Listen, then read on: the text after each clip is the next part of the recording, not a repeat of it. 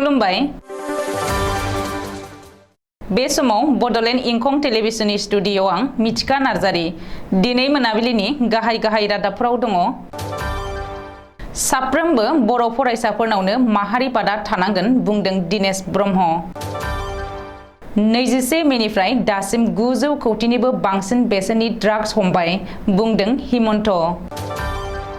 रायजोनि मोन 11 जिल्लायाव दैबाना 50,000निबो बांसिन सुबुंफोरा सैनांदों। सनितपुराव गान्जा फालांगिरिखौ थांखिनानै पुलिसा गुलि गावदों। 15 बोसोर उनाव इन्डिया क्रिकेट टीमा पाकिस्तान दावबायगोन। मानास नेशनेल पार्कनिफ्राय कार्बन डाइ अक्साइड गेस फाननायनि थांखि। त्रिपुरायाव बीजेपी जथायनि खहा आईपीएफटी दोलोनि सासे एमएलएआ बिबान एंगारबाय।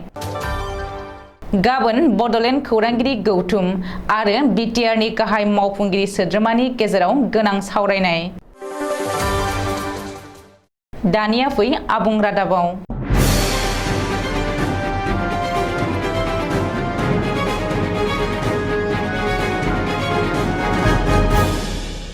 डिब्रुगढ़ मुलुगसोलोंसालि बर' फरायसा आफादनि बानजायनायाव दिनै 10थि गोदान फरायसा बराय फोरबो आरो गोजाम बर' फरायसा बिदाय फोरबोखौ सानसेनि मेहेरगोनां हाबाफारिजों मुलुगसोलोंसालिनि बर' राव फरायसं मिरुआव खुंफुंदों। हाबाफारि बायदियै हारिनि सिनायथि, थामोनथा आरो रैखाथिनि थाखाय 1 मिनिट दाहा बावग्रोनानै हाबाफारिखौ दोंसे हानजा मेथाइनि गेजेरजों बेखेवनानै होयो। प्रफेसार अनसाय बाथौ बसुमतारिया मासि लानानै दैदेननाय फ्रेशार्स हाबाफारियाव गाहाय आलासि महरै बाहागो लायो मिरु एबसुनि लोगो गाहाय नेहाथारि दिनेश ब्रह्मआ। दिनेश ब्रह्मआ गाहाय आलासि महरै बाहागो लानानै गोदान फरायसाफोरखौ बरायनानै गोजाम फरायसाफोरखौ हादर आरो बर' माहारिनि साफा फुंखा सुबुं जानो खावलायनानै गाहाम हामलायथि बावो। लोगोसे हारिखौ अराय गोथाङै लाखिनो थाखायनो साफ्रोमबो बर' फरायसाफोरनाव माहारि बादा थानांगोन होननानै आथिखालाव बर' समाजाव नुजानाय जेंनाफोरा जोबोद दुखुनांथाव होननानै समाजनि जेंनाफोरखौ सुस्रांनायाव समाजनि साफ्रोमबो लाइमोनफोरानो गाहायै बाहागो लानांगोन होननानैबो दिनेश ब्रह्मआ गावनि बिबुंथियाव बुंथियो।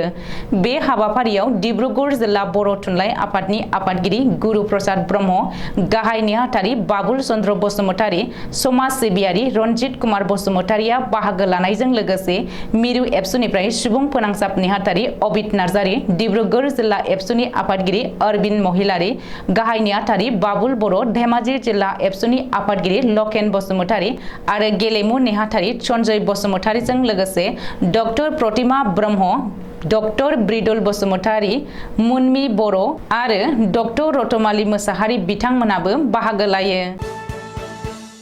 2021 मायथाइनि 21 मे खालारनिफ्राय दासिम 900 कौटिनिबो बांसिन बेसेननि ड्राग्स आरो निसा गोनां मुवा बेसादफोरखौ हमनो हाबाय। बेजों लोगोसे ड्राग्स फालांगिजों लोब्बा लानानै रायजोनाङै 6,800निबो बांसिन सुबुंफोरखौ पुलिसा हमबाय। बे बाथ्राखौ फोरमायदों गिबि मन्त्रि डक्टर हिमन्त बिश्व शर्माया। अब्लाबो आसामाव दासिमबो ड्राग्सनि हेंथायै गोख्रों अपारेशन एबा एन्टि ड्राग्स अपारेशना सोलिगासिनो दं आरो सोलिलांबाय थागोन होननानैबो गिबि मन्त्रि फोरमायदों।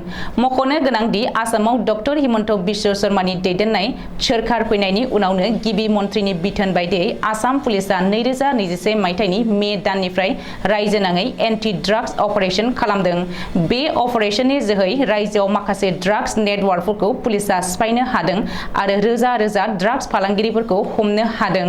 बेनि अनगायैबो पुलिसनि इनकाउन्टाराव गोबांसा ड्राग्स फालांगिरिफोरा जिउ गोमाबाय। रायजोआव दैबानानि गोहोमा गाज्रिसिन जादों। थांनाय 24 घन्टायाव आसामजों लोगोसे नसुं रायजो अरुणाचल प्रदेशआव गोब्राब अखा हानायनि थाखाय आसामाव दैबानाया गाज्रिसिन हालोद लाबोदों आरो गुबुन मोननै जिल्लाखौ दै सिङाव गोदोहोदों। मिथिनो हानाय बायदिब्ला रायजोआव बोसोरनि 3थि दैबानाया मोन 11 जिल्लाफोराव गाज्रि गोहोम गोग्लैदों आरो 50,000निबो बांसिन सुबुंफोरखौ जालाखार खालामदों। Assam state disaster management authority सुंद'यै ASDMनि बुलेटिन रिपर्ट बायदिब्ला बोसोरनि थामथि दैबानाया दरं, धेमाजि, धुबरी, डिब्रुगड़, गलाघाट, जरहाट, लखिमपुर, कक्राझार, माजुलि, नगाव आरो तिनिसुकिया जिल्लायाव लोमसावदों। मख'नो गोनांदि शुक्रबारखालि मोनगु जिल्लायाव दैबाना लोमसावदोंमोन आरो 41,287 सा सुबुंफोरा थैनांदोंमोन। नाथाय दिनैनि सानाव आरोबाव गुबुन दरनै जिल्लायाव दैबाना जादों आरो दैबानायाव थैनांनाय सुबुंफोरनि बिबाङाबो 50,839 सिम बांदों। बोसोरनि थामथि दैबानाया लखिमपुर जिल्लायावनो गाज्रिसिन गोहोम गोग्लैदों आरो 26,000निबो बांसिन सुबुंफोरखौ हालाय-हाफाय खालामदों होननानै मिथिनो हादों। बबेखानि दै बानानि थाखाय माखासे जिल्लायाव लामा-सामा आरो गुबुन गुबुन इनफ्रास्ट्राक्चारफोराबो खहा जादों होननानै खौरां मोन्दों। सनितपुर जिल्लानि बैथाफाङायाव स्मागलारनि सायाव पुलिसनि गुलि। बैथाफाङायाव गान्जा फालांगिरिखौ थांखिनानै पुलिसा गुलि गावदों। बेनि बागै सुलुङाव फोरमायथिनाय बायदिब्ला AS-01 BJ-0061 नम्बरनि गंसे I-20 गारिया चुरां फालांगिरिफोरा गान्जा लांगासिनो थानायनि बागै खौरां मोननानै चारिदुवार पुलिसा लामायाव सिग्रोमनानै गारिखौ लाखिनो नाजायो। नाथाय I-20 गारिया खारलांनो नाजायो। जाउनाव पुलिसा गारिखौ थांखिनानै गरनै गुलि गावनो गोनां जायो। बबेखानि पुलिसा गरनै गुलि गावनाय गारिखौ लाखिनो हादोंब्लाबो दुथाङा गारिखौ गारना खारलांनो हायो। चारिदुवार पुलिसा फोरमायथिनाय बायदिब्ला I-20 गारिनिफ्राय चुरां फालांगिरिफोरा आयेन बेरेखायै लाबोखुमानाय 42 पेकेट गान्जाखौ बोखांनो हायो।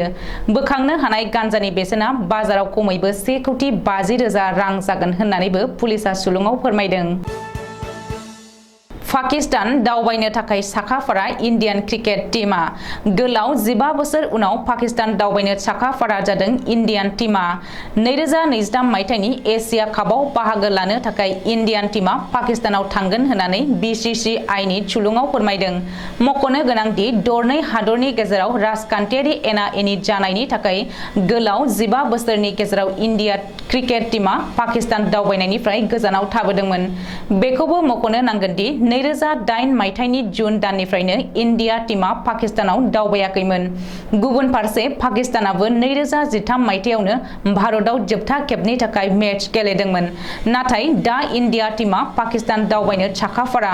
सुलुङाव फोरमायनाय बायदिब्ला 2023 मायथाइनि एशिया कापखौ पाकिस्ताना खुंगोन आरो पाकिस्ताना खुंनो गोनां 2023 मायथाइनि एशिया कापआव भारतआबो बाहागो लाहैगोन।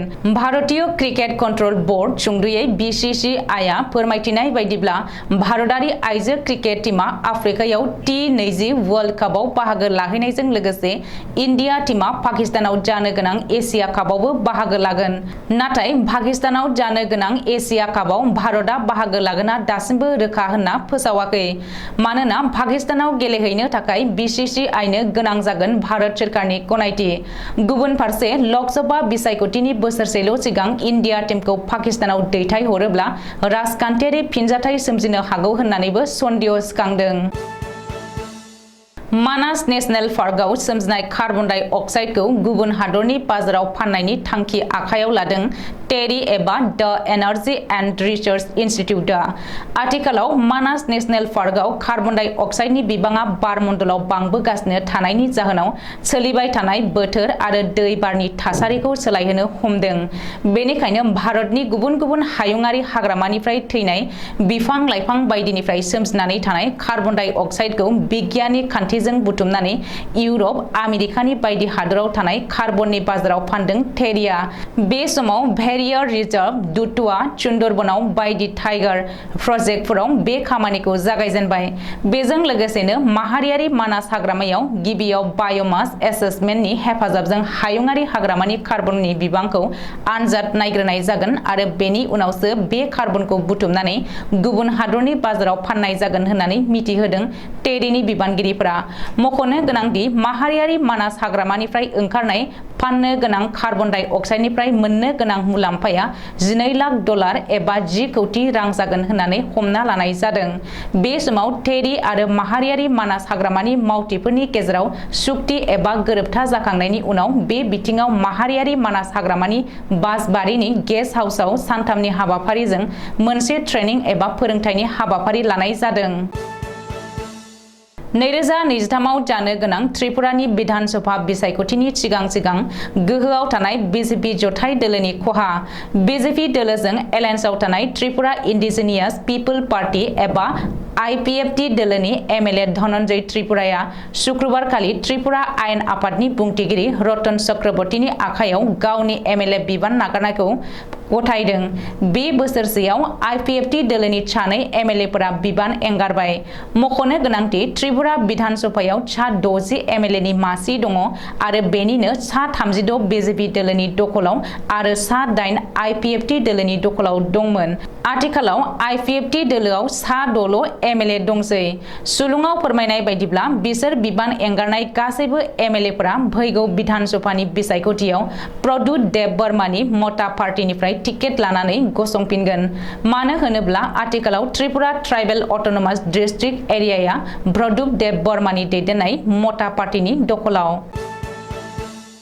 कक्राझार जिल्लानि बड'फा नोगोराव थानाय बीटीसीनि नेहाथारिख'नि मोनसे खथायाव गाबोन मोनसे गोनां सावरायनाय जागोन। बड'लेण्ड खौरांगिरि गौथुमनि दैदेनगिरि आरो बीटीआरनि गाहाय मावफुंगिरि सोद्रोमा प्रमद बर'आ दिनै हरखाब बड'लेण्ड खौरांगिरि गौथुमनो बीटीसीनि नेहाथारिख'निफ्राय बड'लेण्ड खौरांगिरि गौथुमनि आफादगिरि आबु बकर सिद्दिकनो फोरमायहरदों होननानै मिथिनाय जादों। बड'लेण्ड खौरांगिरि गौथुमनि दैदेनगिरिफोर आरो बीटीआरनि गाहाय मावफुंगिरि सोद्रोमा प्रमद बर'जों गाबोन फुंनि 9:30 रिंगायाव बीटीआरनि नेहाथारिख'नि मोनसे खथायाव सावरायगोन। 2010 मायथाइयाव अदालगुरि जिल्लानि अदालगुरियाव गायसननाय बड'लेण्ड खौरांगिरि गौथुमा गाबोन गिबि खेब सोरखारि भाबै बीटीसीनि गाहाय मावफुंगिरि सोद्रोमाजों थोंजों नेहाथारिख'आव सावरायगोन। फोरमायनांगोन दि थांनाय 2016 मायथाइनिफ्राय 16 नबेम्बर खालिनि हारिमायारि प्रेस सानखौ बड'लेण्ड खौरांगिरि गौथुम आरो बीटीसीनि सुबुं फोनांजाब मावख'निफ्राय जयै खुंबोगासिनो दङ।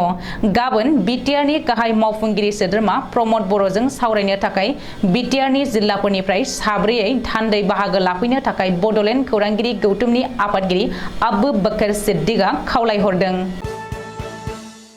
दिनै मोनाबिलिनि रादाबा एसेनोसै। गोजोन्थों।